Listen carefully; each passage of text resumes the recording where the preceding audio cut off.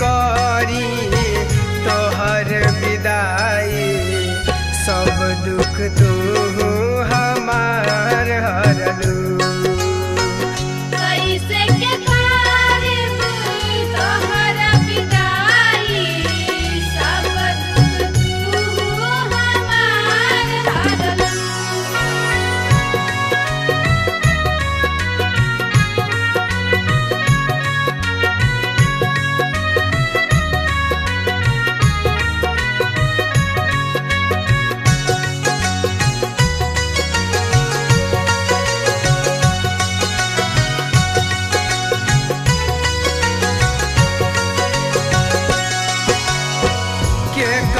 के कहब अपन माई के करा लगे जाए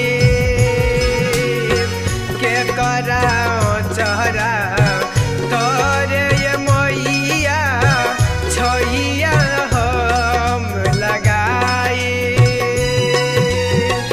बजड़ कली हालू मोम के छतिया बजड़ कली हालू मोम के छतिया बेटा के अपना वीरान कइलू कैसे के करी तोहर विदाई सब दुख तू हमार हरलू।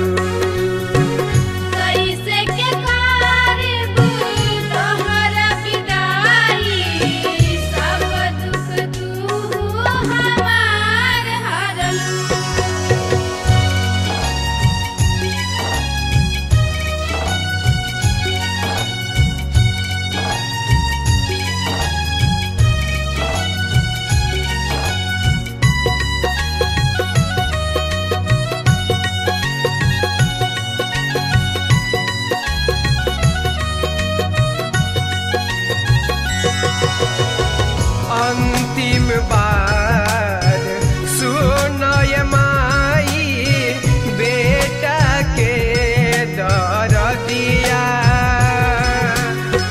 अड़हुल फुलवा से के पूजब आधी आधी रतिया संकट आइल अब जिंदगी में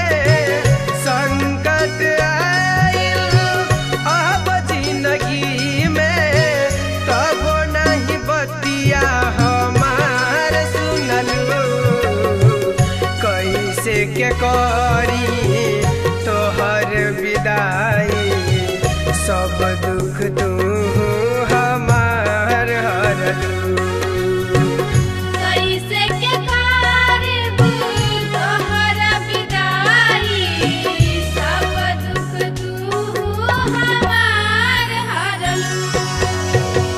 चल जइबू तो फेर नहीं अइबू चल जइबू तो फेर नहीं अइबू अपना बेटा के प्यार दिहलू कैसे के करी तोहर विदाई सब दुख तू हमार हरलू।